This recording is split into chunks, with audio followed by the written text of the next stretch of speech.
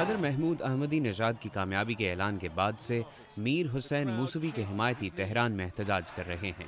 میر حسین موسوی نے ووٹوں کی گنتی میں ہیرا پھیری کا الزام لگایا ہے، جس کے فوراً بعد ان کے حمایتیوں نے دارالحکومت کی گلیوں میں نکل کر احتجاج اور توڑ پھوڑ شروع کر دی۔ ایران کی رائٹ پولیس نے انہیں منتشر کرنے کی کوشش کی۔ Mohsen Sazegara research institute for contemporary Iran کے صدر ہیں۔ It's a famous sentence from Stalin, Joseph Stalin, which says that doesn't matter who votes, it matters that who counts.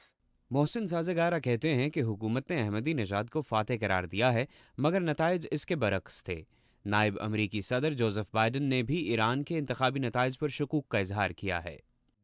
دیکھیے، ابھی تو وہ یہی اعلان کر رہے ہیں اور فی الوقت ہمیں اسے ماننا ہوگا، مگر ان انتخابات کے طریقہ کار پر بے شمار سوالات بھی ہیں۔ ہمارے پاس کسی حتمی فیصلے پر پہنچنے کے لیے معلومات کافی نہیں ہیں۔ صدر بائیڈن نے یہ بھی کہا ہے کہ ووٹنگ اور انتخابی نتائج سے قطع نظر ایران کے لیے امریکی رویہ پہلے جیسا ہی رہے گا، اور وہ ہے اسے ایٹمی ہتھیار بنانے سے روکنا۔ ایران اس الزام کو مسترد کرتا ہے۔ صدر احمدی نژاد نے کہا ہے کہ انتخابات شفاف اور آزاد تھے۔ ابھی تک میں نے کسی کو ثبوت کے ساتھ نہیں دیکھا کہ انتخاب میں کوئی دھاندلی ہوئی ہے۔ وہ کہتے ہیں کہ نتیجہ ہماری امیدوں کے برعکس تھا، تو پھر ان کو اپنی امیدیں بدلنی چاہیے۔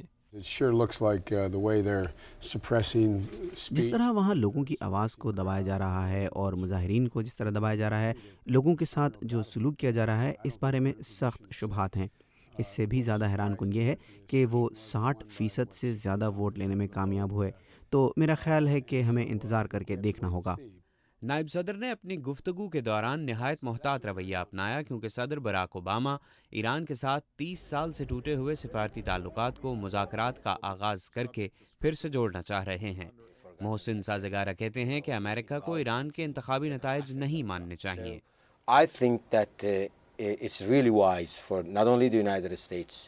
میرا خیال ہے کہ یہ نہ صرف امریکہ بلکہ یورپی یونین اور دنیا کے تمام ممالک کی جانب سے ایک دانشمندانہ فیصلہ ہوگا کہ وہ احمدی نژاد کی حکومت کو ایران کی منتخب حکومت کے طور پر تسلیم نہ کریں۔ ان کی حکومت زمبابوے کی طرح ہے، جیسے بہت سے ممالک مغابے کو غیر شفاف انتخاب کی وجہ سے زمبابوے کا صدر تسلیم نہیں کرتے۔ After that fake election. محسن سازگارا کا کہنا ہے کہ حسین موسوی نے صدر احمدی نژاد کے مقابلے میں 3 گنا زیادہ ووٹ حاصل کیے ہیں، جبکہ میر حسین موسوی نے ایران کی گارڈین کونسل کو خط لکھا ہے کہ وہ انتخابات کو منسوخ کر دے۔ محمد عاطف، اردو VOA، واشنگٹن۔